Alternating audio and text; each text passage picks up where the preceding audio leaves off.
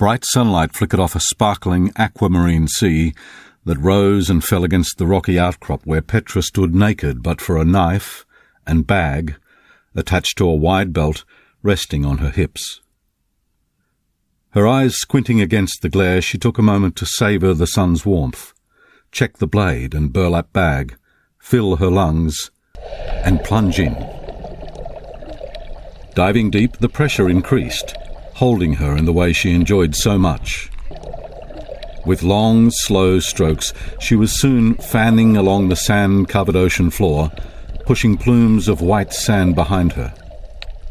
She unsheathed her knife just before she reached the ledge, where she always found abalone. The local people called it loco. As she drifted, she felt the first twinges of need for a new breath.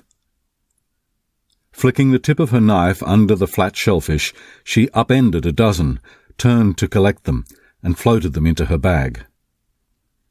As the last of them clicked in, the call for air came with renewed intensity. She smiled, slid the blade back into its sheath, and kicked upward. When she broke the surface, she took a deep breath. It was an easy harvest this morning, and no real stress on her breath for this dive. A quick double-check reassured her that bag and knife were secure. It always amazed her how far she could travel underwater. The current today must have been strong, helping her cover the distance from the rock ledge to the underwater shelf where the abalone were abundant. She rolled her tanned shoulders and struck out for the shore. After 30 or so strokes, she paused and lifted her head to see how close the rocks were. "Damn," she muttered, spitting salty water, and finished the sentence in her mind. "I don't seem to be any closer." She wiped the water from her eyes and peered at her diving ledge. Was that a man squatted on the rocks? She felt the current tugging at her bag as the shore slipped further away.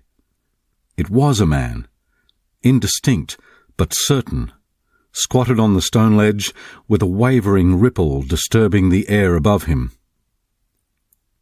In sharp contrast, as clear as this bright day, she heard his voice. Petra relaxed and swam with and across the current until the drag eased. The water swelled under her. She plunged down the face of a 2-metre wave that took her all the way to the beach, strode out of the surf, and sprinted back to the rock ledge, half expecting to see him still sitting there. But she knew better. Elias wasn't anywhere near here, in any physical sense. She spoke out loud. "It seems the time has come then, Petra. I guess this party had to end sometime." She loosened the belt, bag and knife and sat for a few minutes in the sun to dry. Her brow furrowed a little as she pondered what needed to be done.